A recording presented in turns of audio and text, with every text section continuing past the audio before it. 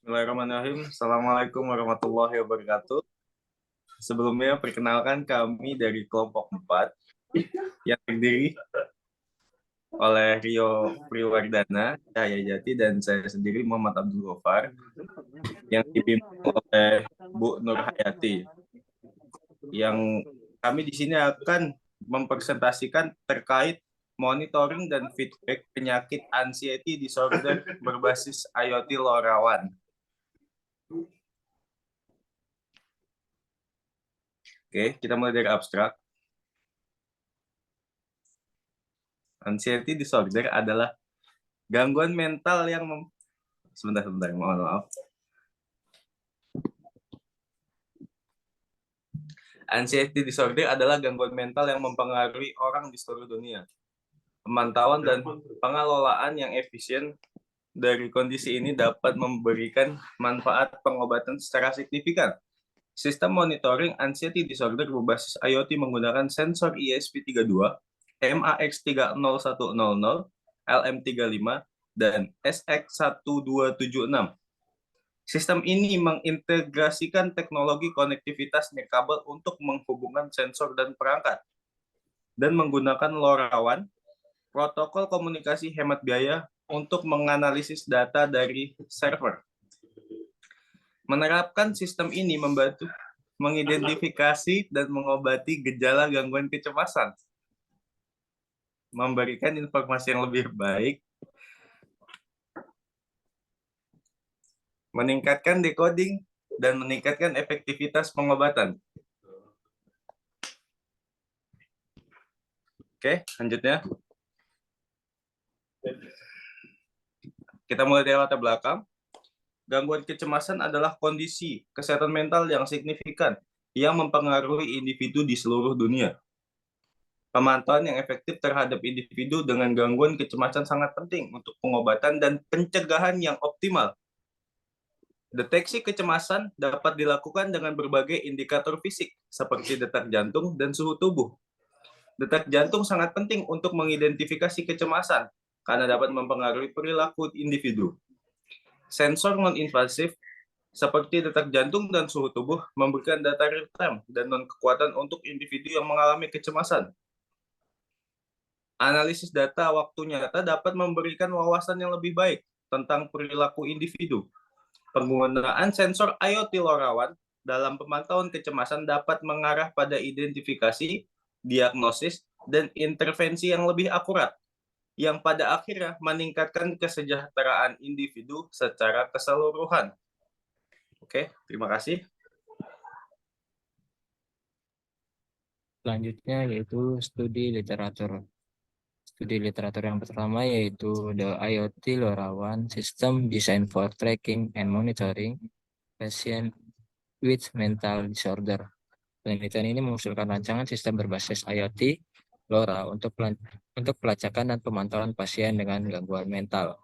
Sistem ini menggunakan klien LoRa sebagai perangkat pelacak yang dipasang pada pasien, dan gateway LoRa yang terhubung ke server lokal dan server cloud melalui jaringan seluler atau Wi-Fi.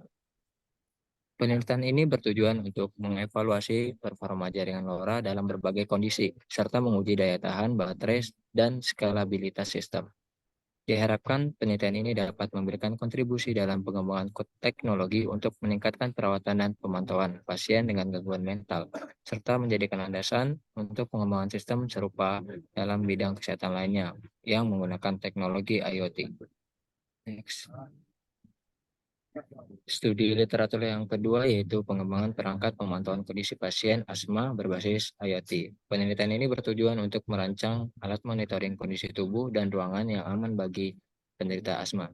Alat ini menggunakan sensor jantung, sensor suhu tubuh, sensor debu, dan sensor suhu ruangan untuk memantau kondisi secara real-time.